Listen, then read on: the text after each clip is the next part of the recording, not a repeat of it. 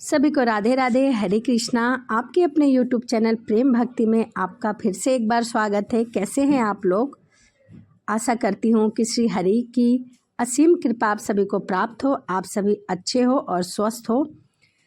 जैसा कि माघ का महीना चल रहा है और माघ के महीने में स्नान और दान का बहुत महत्व माना गया है। इस बार तो कुंभ भी लग रहा है, महाकुंभ, तो आप भी जाइए और कुंभ स्नान करके जरूर आइए। इसी के साथ आज से हम प्रतिदिन माघ मास की कथा अध्याय सुना करेंगे। मैं आपको प्रतिदिन एक अध्याय सुनाऊंगी। तो आज हम सुनेंगे माघ मास की कथा अध्याय 1। तो चलिए मन में श्री हरि का ध्यान करते हुए कथा को सुनते हैं। एक समय श्री सूत जी ने अपने श्री गुरु व्यास जी से कहा, गुरु देव कृपया करके आप मुझसे माघ मास महात्म कहिए, क्योंकि मैं आपका शिष्य हूँ। व्यास जी कहने लगे कि रघुवंश के राजा दिलीप एक समय यज्ञ के स्नान के पश्चात पैरों में जूते और सुंदर वस्त्र पहनकर शिकार की सामग्री से युक्त कवच और शोभ्यमान आभूषण पहने हुए अपने सिपाहियों से घिरे हुए जंगल में शिकार खेलने के लिए गए। अपनी नगरी से बाहर निकले उनके सिपाही जंगल में शिकार के लिए मृग, व्याघ्र, सिंह आदि जंतुओं की तलाश में इधर से उधर उस वन में घूमने लगे।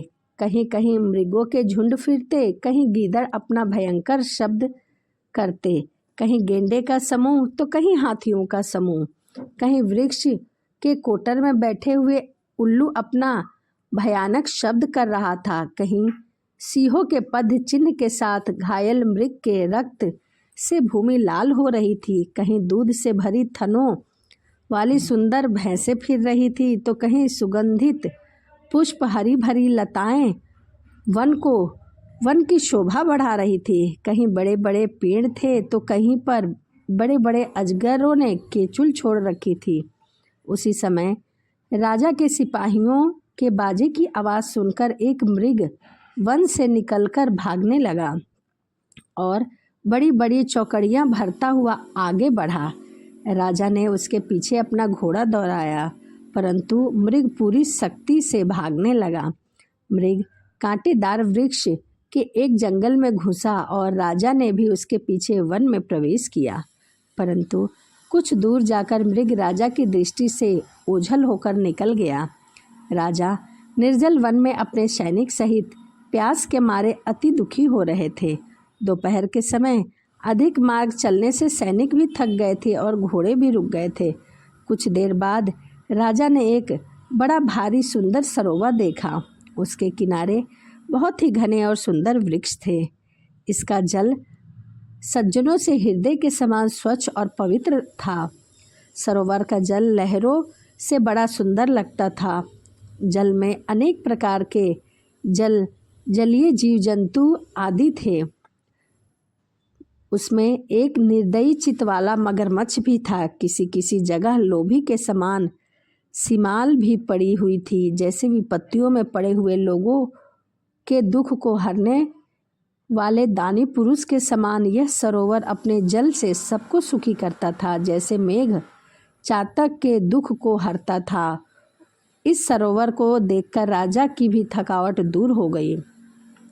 रात्रि को राजा ने वहीं विश्राम किया और सैनिकों ने वहां पहरा दिया, चारों तरफ फैल कर। रात के अंतिम समय में शुक्रों की एक झुंड ने आकर सरोवर में पानी पिया और कमल के झुंड के पास आया। तब उनको मारकर पृथ्वी पर गिरा दिया गया। उस समय सब शिकारी कोलाहल करते हुए बड़ी प्रसन्नता के साथ राजा के पास गए और राजा प्रभात हुआ देखकर उनके साथ ही अपनी नगरी की तरफ चल पड़े, जिसका शरीर तपस्या और नियमों के कारण बिल्कुल सूख गया था, जो मृग छाला और वल्कल पहने हुए था और नख रोम तथा केश धारण किए हुए था। राजा ने ऐसा घोर तपस्वी को देखकर बड़े आश्चर्यचकित हुए और उन्हें प्रणाम किया। हाथ जोड़कर तपस्वी ने राजा से कहा कि हे राजन, इस पुण्य शुभ माघ में इस सरोवर को छोड़कर तुम यहाँ से क्यों जाने की इच्छा करते हो? तब राजा कहने लगा कि महात्म तो माघ मास में स्नान के फल से का कुछ भी नहीं जानता है। कृपया करके आप मुझे विस्तार पूर्वक बताइए कि माघ मास का क्या महत्व है और माघ मास में स्नान करने से हमें किस किस पुण्य की प्राप्ति होती है। तो यह माघ मास की कथा अध्याय 1 यहीं समाप्त होता है। इसी के साथ वीडियो को मैं समाप्त करती हूँ और आपसे मिलती हूँ मैं माघ मास की कथा अध्याय 2 में। तो चलिए, सभी को राधे राधे, हरे कृष्णा, जय श्रीमन नारायण।